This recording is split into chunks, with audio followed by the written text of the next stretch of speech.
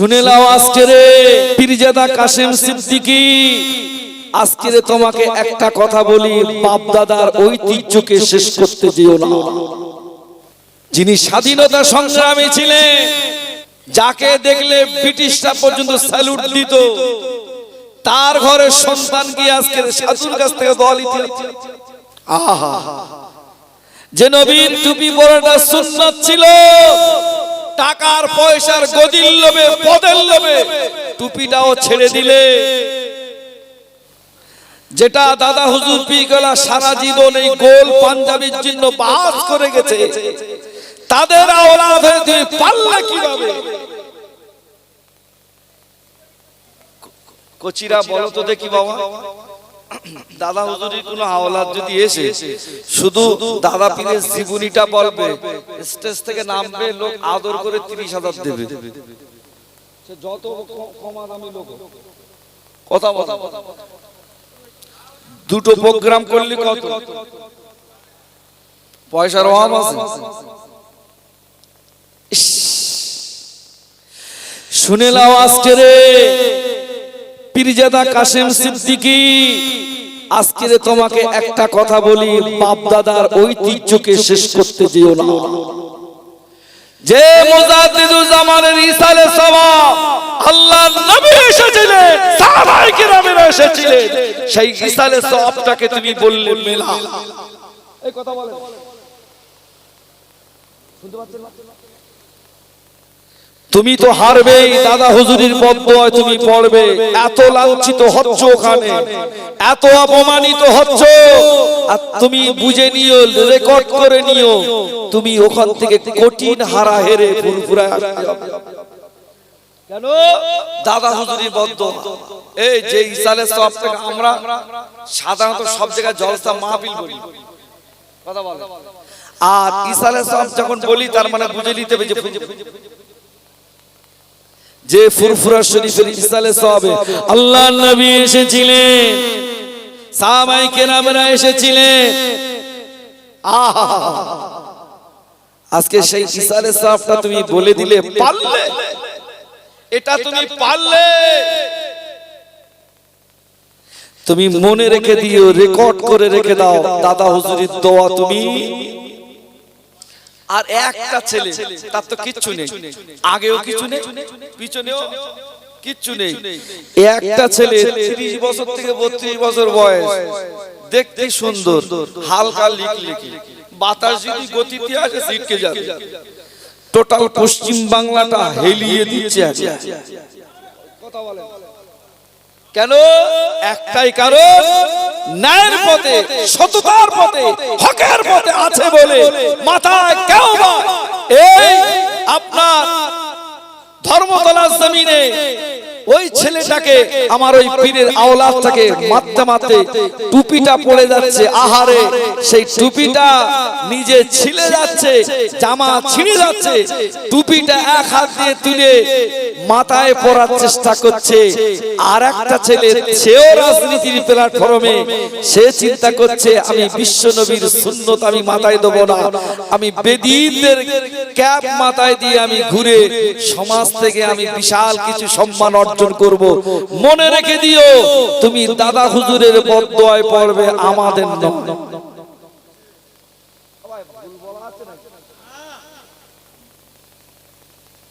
কেউ টুপি মাথায় দেওয়ার চেষ্টা করে, আর কেউ টুপি রেখে দেওয়ার চেষ্টা করছে।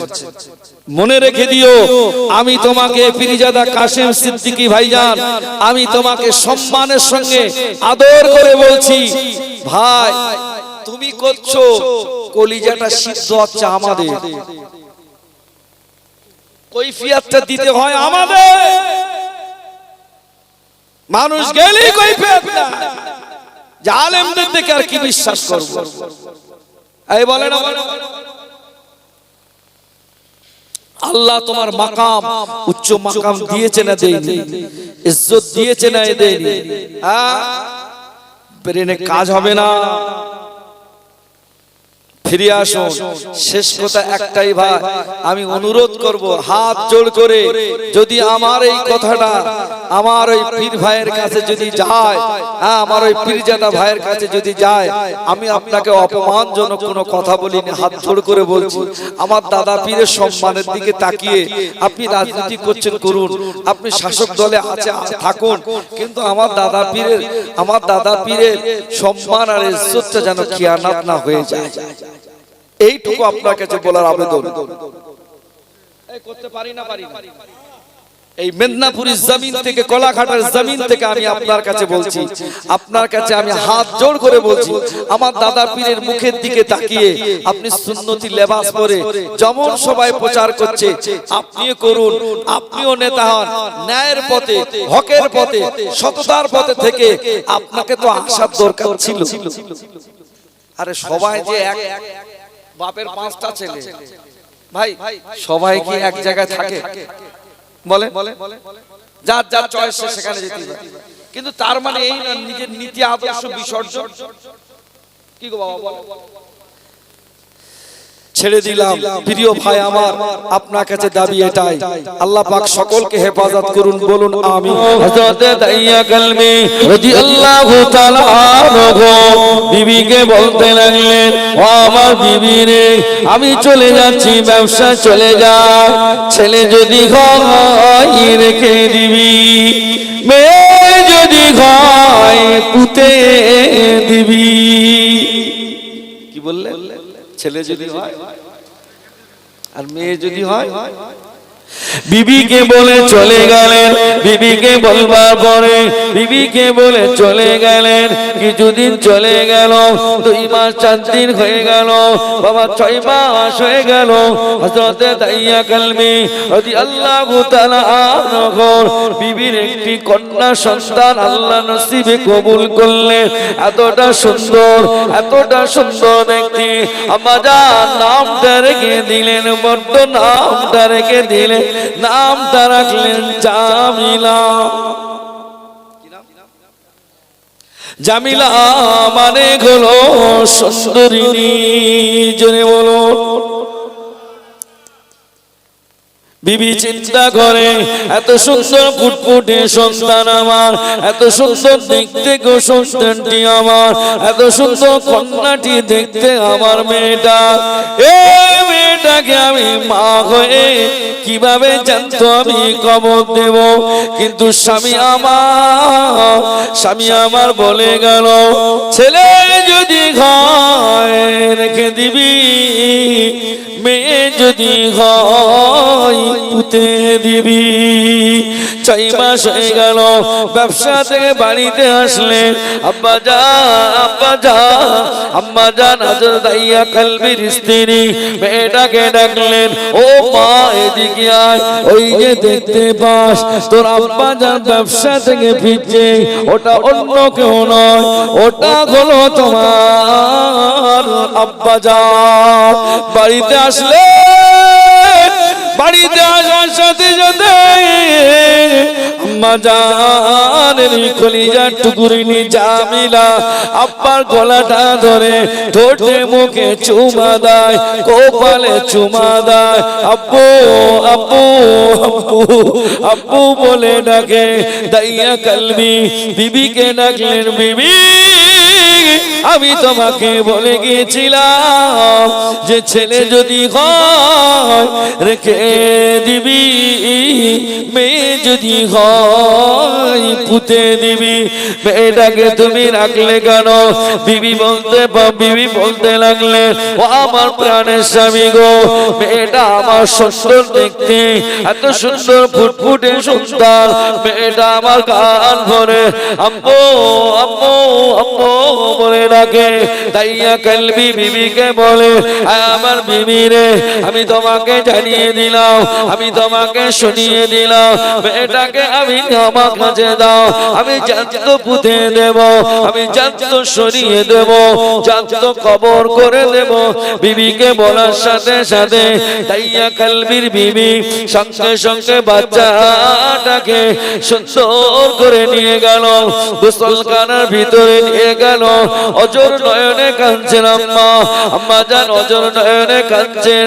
দাইয়া কালবির বাচ্চাটা আম্মার মুখের দিকে তাকায়, চোখের দিকে তাকায়, আম্মাকে বলে গো আম্মা আপনি কাঁদছেন কেন গো মা? আপনার চোখে কেন পানি গো মা? আপনার চোখে কেন পানি গো মা? আপনি কেন কাঁদছেন গো মা? আপনি কেন কাঁদছেন? বিবি বলতে লাগলেন কচিরে জামিলা, ও আমার জামিলা শুনে নাও মা, শুনে নাও, আজকে তোমাকে আমি বিদায় গোসল দিয়ে নেই।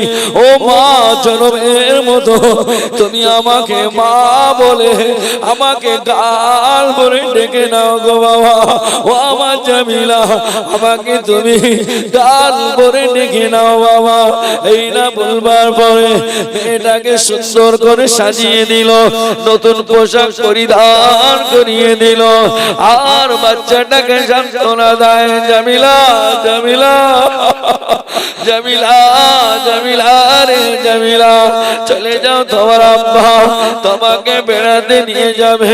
যাও না মা, অমন করতে নেই রে মা, অমন করতে নেই। জামিলা এক পা দু পা করে যা, পিছন দিকে বারবার বারবার বারবার তাকায় আম্মা, আম্মা, আম্মা, আম্মা বিদায় গো মা, মা বিদায়, আম্মা বিদায়, ও মা বিদায় নিচ্ছি গো মা, মা বিদায়, মা বিদায়। দাইয়া কালবির স্ত্রী জানালা রডটা ধরে বাচ্চা দিকে তাকিয়ে তাকিয়ে ছটফট করে, আল্লাহ আমার কলিজা টুকুরনি আজকে আমাকে জীবিত গালাতে তার বাপের হাতে আজকে তুলে দিতে হলো। বাচ্চাটা আমার দিকে ফিরে মা মা মা মা বলে ডাকে। আমি দাইয়া কালবির বিবি, আমি মা সইতে পারি না। দাইয়া কালবি মেয়েটাকে নিয়ে বাবা লোকালা ভিতরে ছেড়ে দিয়ে জঙ্গলে কিছু কিনারায় চলে গেল। জঙ্গলে কিছু কিনারায় গিয়ে নিজে বাবা পাথরগুলো সরিয়ে সরিয়ে সরিয়ে সরিয়ে মাজা পর্যন্ত গর্ত করে ফেললো। আব্বা জানকে জিজ্ঞাসা করে, আব্বা তোমার এত তুমি কেন পরিশ্রম করো আব্বা, গর্ত কেন করো? আব্বা জান তোমার ঘাড়ে, আব্বা জান তোমার কপালে ঘাম হয়। আমি জামিলা, আব্বা তুমি এদিকে এসো আব্বা, আমার নিজের জামা দিয়ে তোমাকে মুছিয়ে দে কপালটা। এই না বলবার পরে জামিলাকে কাছে ডেকে নিল। কাছে ডেকে নেবার পরে যেই না ঠেলা মেরে গর্ত ভিতরে ফেলে দিলেন। আব্বাকে ডাকে, আব্বা, আব্বা জান আপনি কেন আমাকে গর্তের ভিতরে ফেলে দিলেন? আব্বা, আব্বা জান আপনি কেন ফেলে দিলেন? দাইয়া কালবি বলে, আমি কোনোদিন মেয়েকে সহ্য করতে পারি না। তুই যদি মেয়ে যদি না হয়ে ছেলে যদি হতিস আমি তোকে রেখে দিতাম। আজকে তুই আমার কপালে মেয়ে হয়ে এসেছিস, আমি তোকে রাখবো না, জীবন্ত অবস্থায় কবর তোকে দিয়ে দেব। মেয়েটা আমার বেগনা মাসুম বাচ্চা আমার কচি কচি মুখটা নিয়ে আব্বা জানের দিকে তাকিয়ে বলে, আব্বা আপনি আমাকে মেরো না আব্বা, আমার জন্য যদি আপনার সম্মানের যদি ক্ষতি হয় আব্বা আমি গ্রাম ছেড়ে চলে যাবো আব্বা। আব্বা আমার জন্য যদি আপনার খুব কষ্ট হয়, ইজ্জতের সম্মানের যদি কোনো ক্ষতি হয়, আমি তোমাদের ছেড়ে চলে যাব। জীবনে কোনোদিন তোমাকে আমি বাপ বলে দরকার পরিচয় দেব না আব্বা। আমার মা বাড়িতে আছে, আমার মা আমার জন্য পাগল হয়ে যাবে। এই কথা বলতে বলতে দাইয়া কালবি কিছুটা দূর থেকে গিয়ে একটি পাথরের চাক এনে দাইয়া কালবির মেয়ের কোমরের উপরে যেই না দিয়ে দিল, বুকের উপরে যেই না দিয়ে দিল, মাথার উপরে যেই না মারল, ফিনকি দিয়ে আব্বা জানে কপালে লেগে যায়। আর আব্বু আব্বু আব্বু আব্বু বলে চিৎকার দেয়। মাটি চাপা দেওয়া হয়ে গেল। মাটি চাপা দেওয়ার পরে দেখতে পাওয়া যায়, মাটি চাপা দেওয়ার পরে দেখতে পাওয়া যায় দাইয়া কালবি বাড়িতে আসলে, বাড়িতে আসার পরে বিবি মধুর সুরে ডাকলে, ও আমার স্বামী গো, আমার জামিলা কোথায়? বলে জনমের মতো শেষ করে দিয়েছি, বিদায় বিদায় করে দিয়েছি। হযরত দাইয়া কালবি, হযরত দাইয়া কালবির স্ত্রী ওই সবাই জানালার রডটা ধরে, আম্মু আম্মু আম্মু আম্মু, আমাকে কে আর মা বলে ডাকবে? আমাকে কে আর মা বলে ডাকবে রে মা?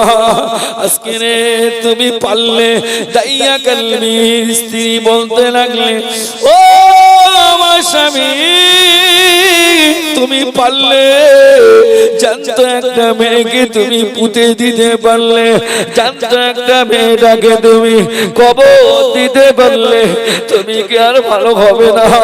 তোমার মনটা কি চাই না? তোমার মনটা কি নরম হবে না? তুই একটা দিন যাওয়ার পরে মনটা বড় ক্লান্ত, ক্লান্ত মন নিয়ে মনটা বড় খারাপ। বিবিকে বলে, ও আমার বিবি রে, আমার বিবি, আমার গোনা কি হবে কি বলে দাও। বলে আমি তো জানি না, তবে হ্যাঁ এই জামানায় একজন নবী আছে যিনি অন্য কেউ নয়, আব্দুল্লাহর বেটা মুহাম্মাদের হাতে হাত দিলে মনে হয় সব মাফ হয়ে যাবে। ওমরে ফারুক মাফ চেয়ে নিয়েছে, আল্লাহ তাকে ক্ষমা করে দিয়েছে।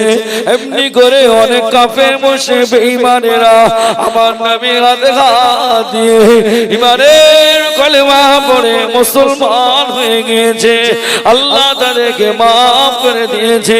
বিবিকে বলে, রে ও আমার বিবি গো, চলো না একটা বার আমাকে মাফ চাইয়ে দাও না।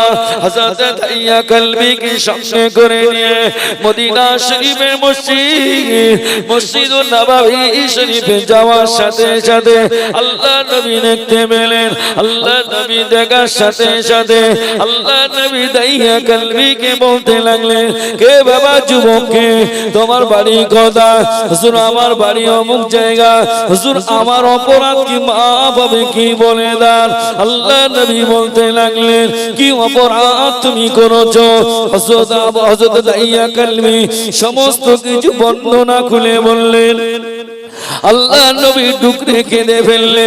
আল্লাহ নবী বলতে লাগলেন, ও দাইয়া কালবি, তুমি পারলে এমন নিষ্ঠুর হতে, তুমি পারলে বাবা দাইয়া কালবি, তোমার মনটার ভিতরে কিন্তু দয়া নেই, একটু কি মায়া নেই।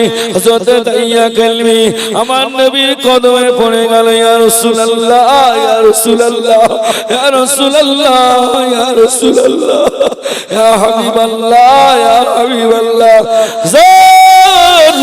আমার অপরাধ কি মাফ হবে কি বলে দেন। আল্লাহ নবী বলেছিলেন, বাবা দাইয়া কালবি, তুমি যে অপরাধটা করেছো, বেঈমানি গালাতে করেছো, কাফের অবস্থায় তুমি করেছো, আজকে যদি আখিরি নবী নূর নবী নবীর হাতে হাত দিয়ে ইমানের কলেমা পড়ে যদি একটা বার যদি মুসলমান যদি হয়ে যাও, আমার আল্লাহ পাক তোমার জীবনের পাহাড় পার গোনা খাতাকে আমার আল্লাহ পাক দয়া করি মাফ করে দেবে। আরো যদি বলুন সুবহানাল্লাহ।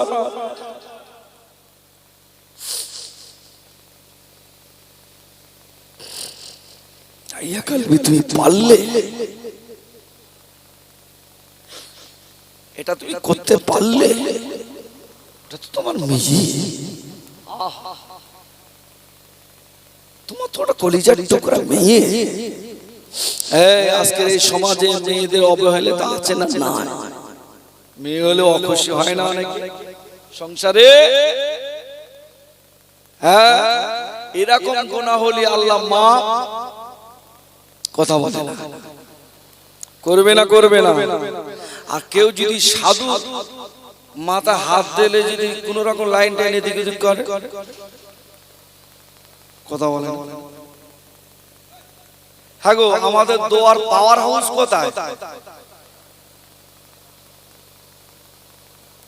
আমরা কোথায় যাই? ফুরফুরা শরীফে। আর তাকামারির কোন আওলাদকে যদি সাধুর কাছ থেকে পায়ে হাতে পায়ে ধরে যদি দোয়া লাগে, আমার মনে হয় সাধু মনে হয় বড় বিশ্বাস। এই কথা বলে না,